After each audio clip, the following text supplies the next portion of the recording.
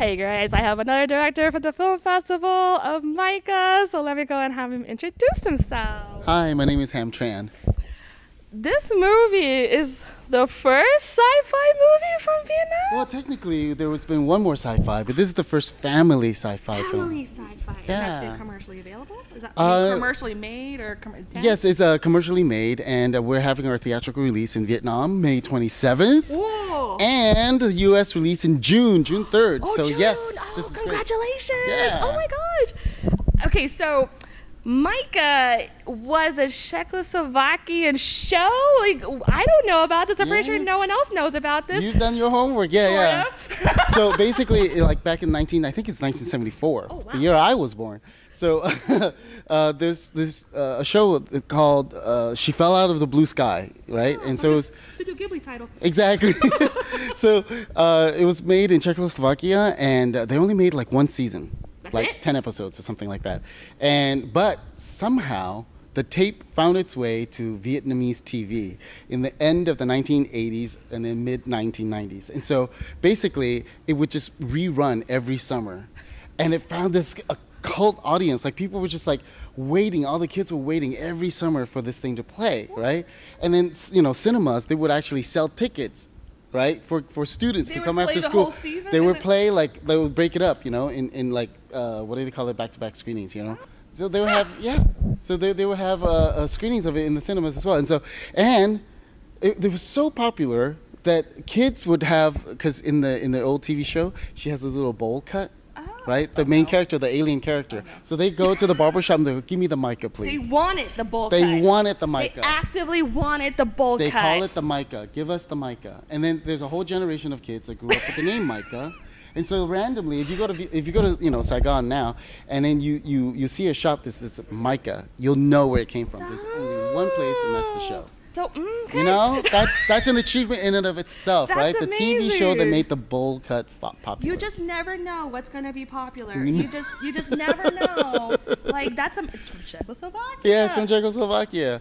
And so, you know, the studio where they were huge fans, and so they always wanted to remake it, and they were working on it for like 4 years. Oh wow. And then and they couldn't find the right, you know, chemistry for it. And then I had basically in 2018 I had recently lost my mother.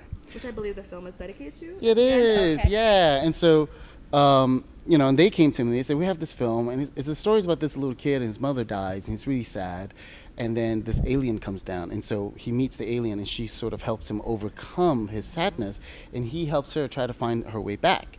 So I was like, I know this character. I can write this character. And so I took a big departure from the original TV show, because the original TV show was more like a group of kids. Right, so she comes down, she meets a group of kids, and then she has this huge press conference to announce that she's an alien. Exactly. And she was kind of here as a spy, right, to find out more about how the humans lived, right, and then report back to her mothership. And so I was like, that might not work now. Twilight Zone episode. Yeah. So I took it in a very more like personal direction, you know, and just made it really like Home Alone meets E.T. You know? I really got Home Alone and E.T. influence, especially with the guy with the weird dinosaur hair thing that was happening. Yeah. Did you always intended to be a children's movie? Because I swear there were some moments, if you changed the music, it could have been a horror movie. Oh my gosh. you kind of, here's the thing, like kids love to feel like they have power, right? Mm-hmm. They need a sense of empowerment. And so, you know, with Maika, you have to see this little girl with her powers, right? And so that was really a way to do that. But I didn't want a lot of guns, I didn't want a lot of lasers and things like that. I wanted to actually be a lot more organic, you know? And so if you can see it, they're not real guns. If they're guns, they're really like shock guns? Yeah, they're EMPs. They're pulse guns and things like that. Nerf guns? Yeah, and then you had guns, Nerf, and then you had powder bombs and things like that. Oh my God, that rich kid's gun collection though. Right.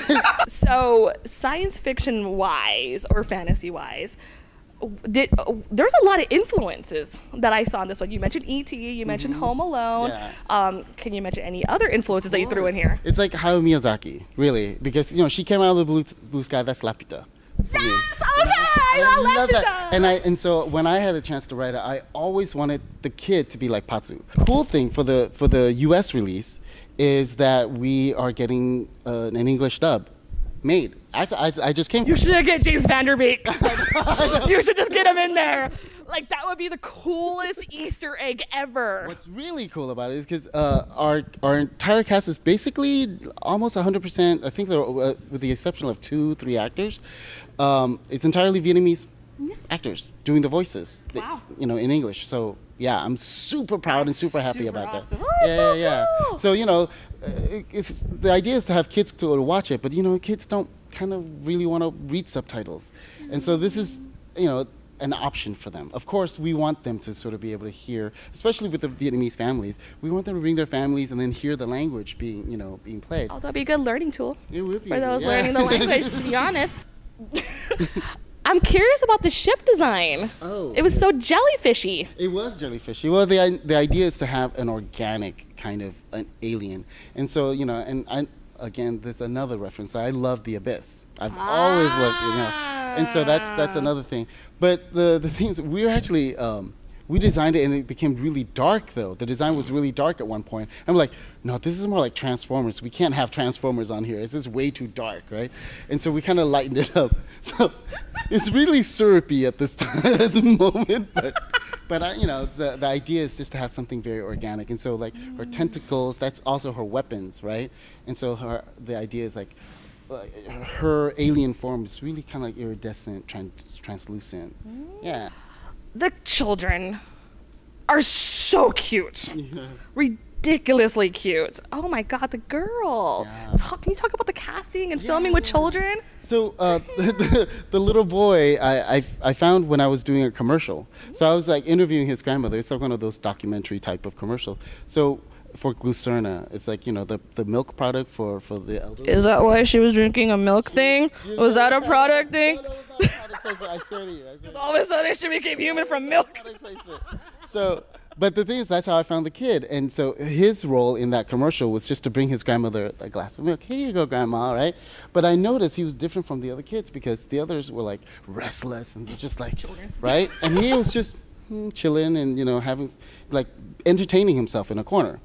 But then when I told him what he needed to do, he kind of understood it and did it. So I was like, man, it'll be interesting. I'd like to test him on a short film or something. And while we were shooting that commercial, the company, the client, gave us another commercial. And it was like a short film. It was a branded film. So it's a story about a grandfather and a little boy. I was like, now I get to try him out. It's a 3-day shoot. It was a perfect experiment. And when I cast him, this is the moment that I knew that's my guy, right? So we were shooting a scene at a park, and it's him and 4 other friends, and they're flying a kite. So we get them at the park. They're on the hill. They're sitting on the grassy knoll. And so we're setting up the camera. 5 minutes out, all the other kids are like, oh, can we go home? I want to go. Can we go play? We don't want to sit here, right? And he turns around. I swear to you, he turns around and he goes, quiet! Are we here to work or are we here to play? Whoa! We have to work, then we make money, and then we play. Wait, how old is this kid? Exactly. He was like 7 or 8 years old. Are you sure he's not 30? Exactly. So I was like, that's my boy. Wow. That's my boy. So it just goes to prove, always, you never know. Yeah. Your living resume. You'll never know who you're going to impress to be in a movie. Maika, we were just like, we needed somebody who's just, when you see her, that's it. You're taken by her presence. And so she was a child model in Hanoi. That explains so much. Yeah. And so we're like, when we looked at the picture, I'm like, oh my God, are those eyes even real, right? They were not real. They were not real. They had to be CGI'd. Like, it was just amazing. Yeah. So we sent our producer, because we were in Ho Chi Minh City, Saigon. And so we're like, oh, can somebody go up to Hanoi, and our friend in Hanoi, can we go interview her and just have her do a reading? So our friend, a producer, I think it was a production coordinator, so she went and she videoed, and then she sent it back. She goes, I don't think it's gonna work. She's so stiff. She can't really act. And I watched it, and I was like, she's an alien. Works. She kind of talks like a robot. Perfect. She's an alien. Like Small Wonder. Yes, you got that reference too. Like, I also have to say the production quality was so beautiful. And what was that amusement park? That's real? That's real. I want to go. It's called Bana Hills. It's called Sun World. right? Bana Hills, it's Sun World, and it's That the size with the story. Yes. Well, so that's the thing. I kind of wanted to connect everything because in the story, you know, they fly over a castle in Bratislava and things like that, and I was like, "Oh, wow! How are we going to pay homage to this?" And then I researched, and our film took place in Da Nang, and I saw, oh my God, Da Nang has this resort. What? It takes 20 minutes to go on a cable car from the bottom of the hill. 20 minutes. 20 minutes. But the view must be spectacular. The view is spectacular. So you go all the way up to the hill, and then there are these steeples, there are castles there. Oh my right? gosh. And I was like, perfect. This is it. This is where the highest peak, when they have to do the transmitter, you know, they have to transmit to the mothership, this is where it's going to happen. So that was all sort of, yeah. Oh, and I forgot about the little boy, Bale. Oh, the rich kid? The rich kid with the Elvis hairdo. That's his real hairdo. He's like, I can cut my hair. I was like, don't change a thing. Well, we actually, want that style. That reminds me, there's a part in the film where the boys are putting together the weapons, and then he starts doing a fashion show. Yes. What were those outfits? Okay, so, you know, the first he was trying to be a superhero, right? So the first one was Flash, right? So that was Flash. He's trying to go Flash really fast, right? Oh, pudgy belly. It was. So he's like, wow, you don't like that? So the second outfit was really cool. The second outfit is actually based on a folk hero, a Vietnamese folk hero. Okay. And so he was wearing the folk hero. And that design, my friend of mine, they wanted to sort of promote Vietnamese culture. So they created a toy brand of all these folk heroes. We wanted to actually use this film to promote Vietnamese culture as well, even in a subtle way, you know? And so that was the second costume. And of course, the third was the commando smooth one. Oh my God. Yeah. That. He actually did a lot of the comedy stuff. You know the stuff where, the scene where he's like, oh, I want some of that spritz. And he's like, keep it cool, keep it cool, keep it cool. He did that all on his own. Oh, that wasn't scripted. That wasn't scripted. That wasn't scripted. Oh, that kid's a genius. That was the other guy doing an improv. And he watches it and he goes, oh, here, give me some too. And then he did it too. So that was all improv so on the spot. Cute. Now, I am curious about the sci-fi lore a little bit. So we see the ship, and it looks like, did it get attacked by something, or was it rocks? Basically going through the meteor shower. So they're going through the meteor shower. Yeah. And then there's the rocks involved, which is Tiktite. Tiktite. Which in my research, because I was like, how do I, because here's the thing. A lot of Vietnamese people, they don't watch sci-fis because they think it's not relatable to Vietnam, it's not relatable to them. And then so I was like, how do I bring this? So that's why the story is more intimate and it's all about family. But I realized that during my research that Vietnam is one of the very few countries that has a lot of quantities of Tiktite, which is an actual meteorite. Yes, there are only 4 countries. I think India has the most, and top 3 is like Vietnam. And so, and it's in Da Nang, the location where it's centralized, where the most Tiktite is in Da Nang. So I was like, this is perfect. That's what research does for the film. Love right? science. When you put science and science is real. That's what science fiction's for. And the whole thing about like Tiktite, you know, a lot of people believe it's a healing stone, and because it's a meteorite, you can contact aliens. So I was like, I'm using all of that stuff, right? Any Tiktite merchandise then for the film? No, I want to. We actually had plans for the Vietnam release to give everybody a piece of Tiktite for That'd the be premiere. so cute. There is a lore, and if this film's successful, there's actually a prequel. So, you know, because the friend who comes down, and so the one that she's looking for, so it's going to be the story of the friend, right? Come and just have a lot of fun, because there's something for everybody. There's a message for kids, but there's a message for adults as well on how to communicate with their kids, you know. And at the end of the day, you just have to be there for them, right? And that's really the message of the film. And for the kids as well, it's like, you know, because of me struggling with loss, kids are very scared when it comes to like, oh, what happens if mom goes away, dad goes away? And it's like, no, they're never away if they're always in your heart. You always need that security. Exactly. I would also add, beware of farts. A lot of farts. Sorry. This kid's film, I had to throw in the farts. It was adorable. I think it's called a rain of farts. That's what it was.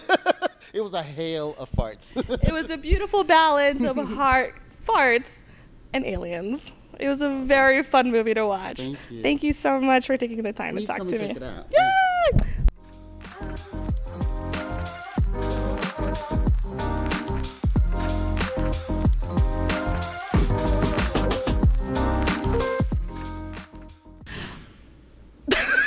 I don't know how that was. Excuse me. That was a heavy lunch I had.